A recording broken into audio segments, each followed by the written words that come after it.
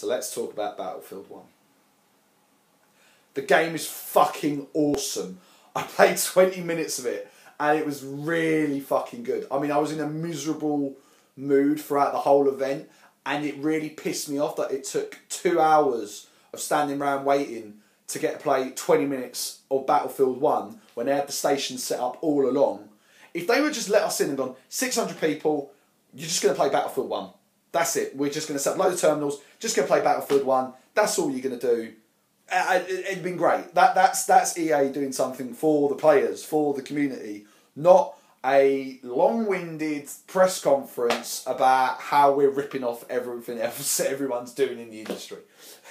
Yeah, it was so long. So when it comes to finally play Battlefield, I fucking ran to get to the front of that queue, not because I was really excited to play the game, but because I wanted to get the fuck out of there. Now, we had the presentation first. It was the live stream. It was the press conference. So we saw what they showed us, and then before we got to play the game, we had to sit there and watch a 13-minute video about the game again, and it was about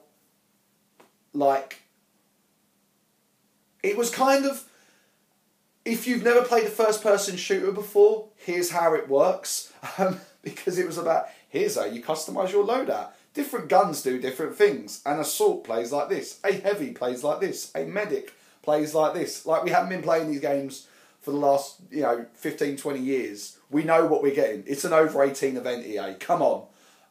Just let us play the fucking game. So 30 minutes just sitting there. And the only thing they sort of talked about in the video, which was kind of handy, was just about, oh, we've got this new map mode called Conquest, which is basically, it's a form of domination or war. It's like 6 points and you've got to capture them. And they did talk about a little bit more. And this was the thing they spoke about in the video, about the behemoths, or as I like to call them, the behemoths, in quotes of Reservoir Dogs. They spoke about them and about how when they come down, they destroy the sky. Fuck me, they destroy the level. Fuck me, they do. So, the game itself. So, I played for 20 minutes. Played pre-alpha. It was a pre-alpha gameplay. It told you that constantly in the top right-hand corner. This is pre-alpha. And it was on, top of the range PC, really nice keyboard, really nice mouse, really good headset, really good monitor. So it looked and played really fucking well. It was on a LAN as well, so it looks and played really fucking well. And I'm always very, very, very sceptical about any time I play any multiplayer game at conferences or events or anything like this, because they're all going off a LAN. So yes, the connection speeds are going to be perfect and the game's going to flow wonderfully.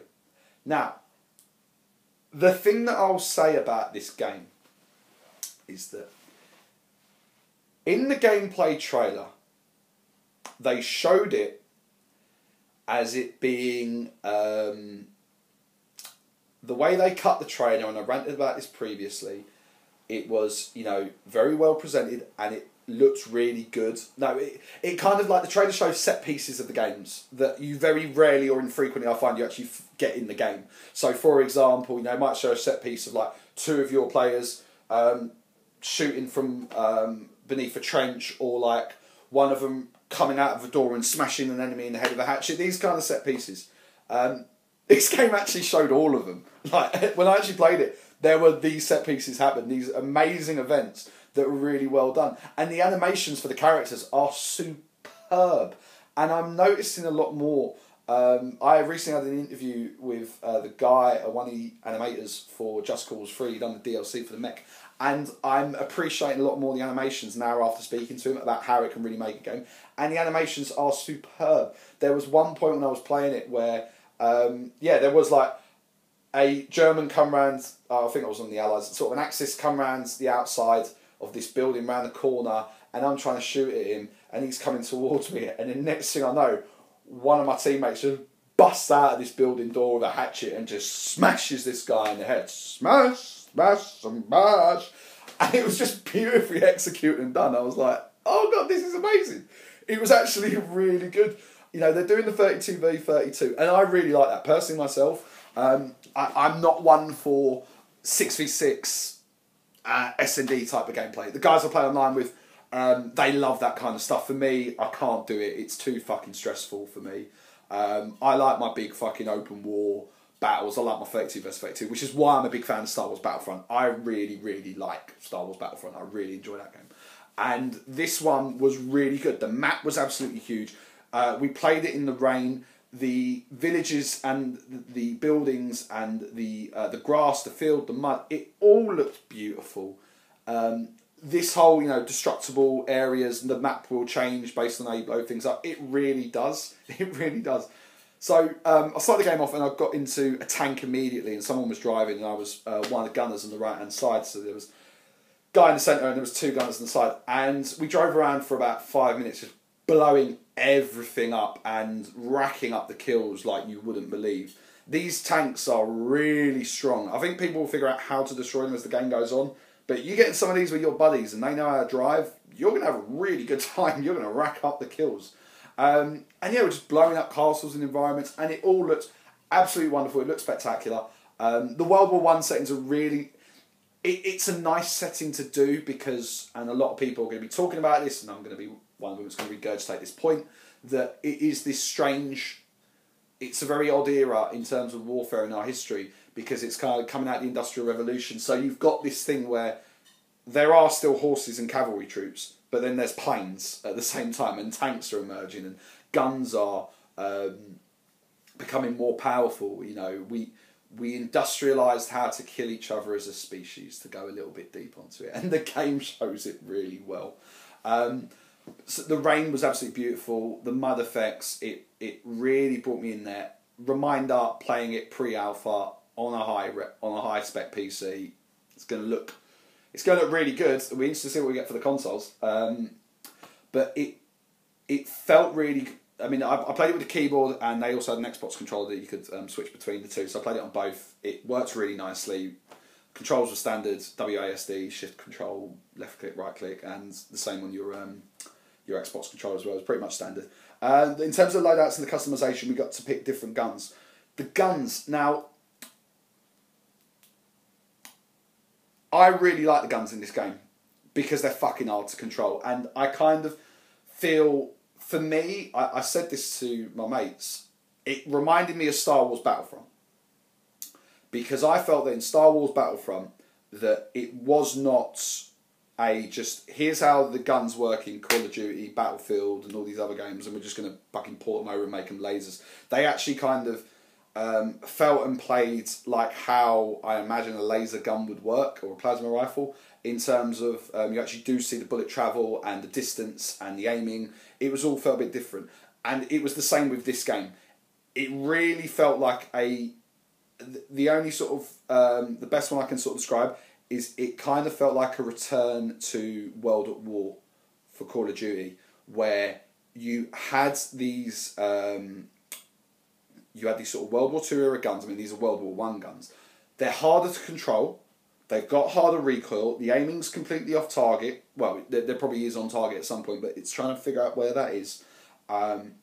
It just felt it was a lot more trickier to play. The problem that I find myself with, like particularly Call of Duty, and to sometimes when I've played the Battlefield games, is that I get a little bit too lax when I'm playing them. Like after a while, I kind of zone out, and I'm not getting any kills because I don't feel like I have to focus. I really felt like you had to focus with this game, with the shooting, because as well, because you have got snipers, people with really high powered rifles from far in a distance.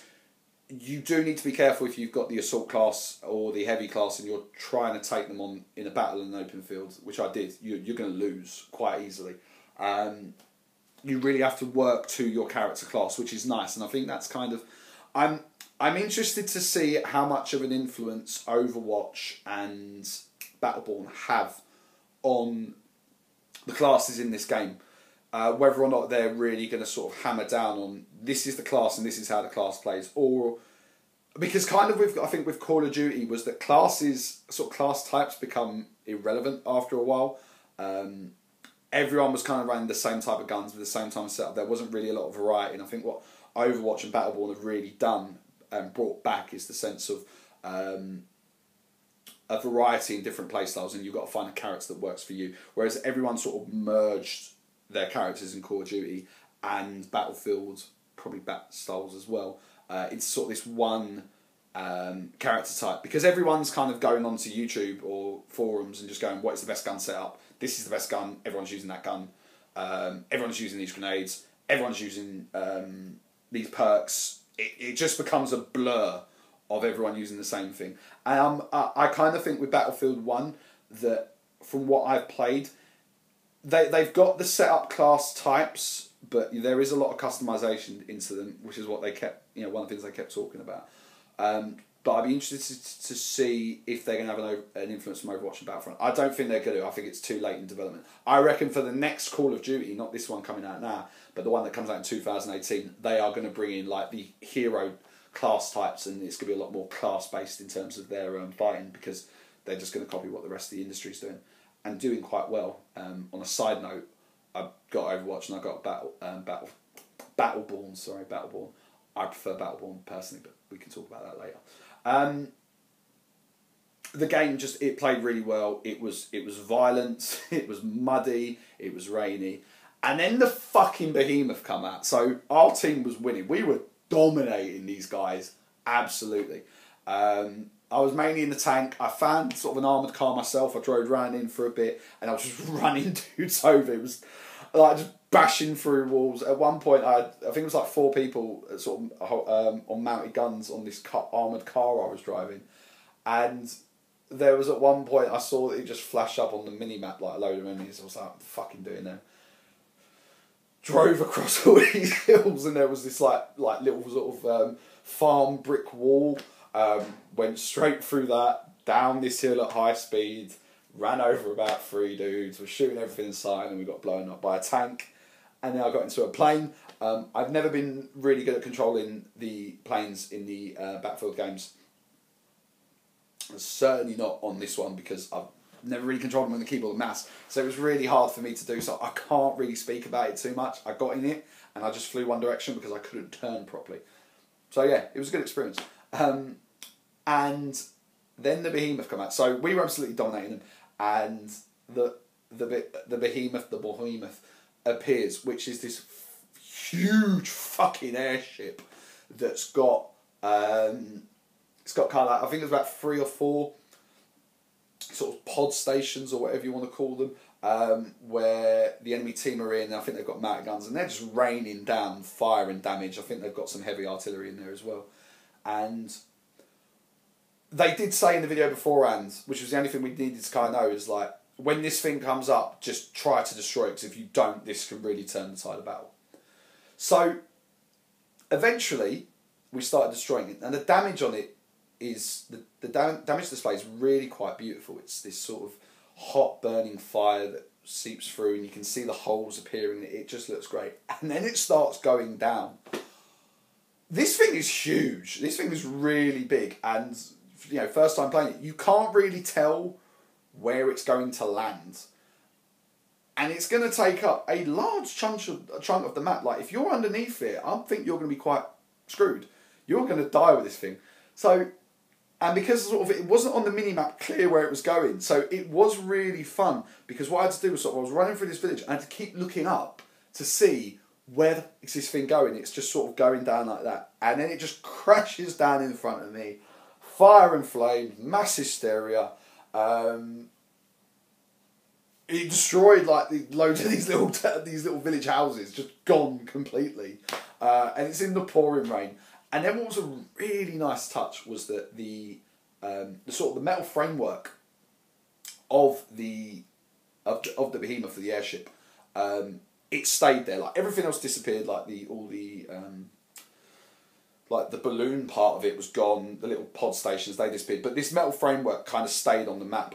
And it made this whole area, navigating around it, a nightmare to do. Really had to sort of crouch to get underneath some parts, climb over some of them, move around. It really kind of changed it. And I think these are going to be a really important thing in the game coming forward, is that if, as a team, you get this, I think it's going to be more important. Not more important, but I think it's going to be very important where you crash land this thing. Because if you crash landed this in a strategic area of the map, you could just cut off a whole area of it. You really could. You could create huge choke points with this map to kind of just wipe out whole areas. I think that's going to be really important, so that'd be a pro tip, because they dropped it down, I don't know if it was by design, but they dropped it down near one of the points that you had to get, and it made it really hard to get into this point. You could really hold down a point just by crashing your thing in there. But yeah, it played really well. I'm actually really, really excited about it. And it's funny because, you know, I want to say 10, maybe 7, 8, 10 years ago, I think Yahtzee done a video, and, you know, he was, I can't remember what shoot it was about, but he was kind of, you know, a little pop about the resurgence of, not resurgence, but the constant World War II shooters that were going around at the time. I know this is World War One shooter, so it's different. But, you know, in the last 5 to 6 years, we've been getting the future Space Marine shooters constantly. So this is a really refreshing change. It looks really good. I'm definitely going to try and get this on my PC. Hopefully I should be getting my new PC soon. And I think this is going to be one of the first games I'm going to get. I'll make sure I can run it on this game, because it just looks good. I think we're going to have a lot of fun playing it. I'm looking forward to playing with my mates. The main thing about it is, what I'm worried about the most is the day one servers. It's all well and good hyping up these games, releasing gameplay footage that is quite solid, trailers, screenshots, all this little information, pre-orders bonus, but if on day one them servers aren't working, we're going to have problems again, and it's becoming a consistent thing with EA. They really got done for it with the release of The Sims. Was it The Sims? No, SimCity.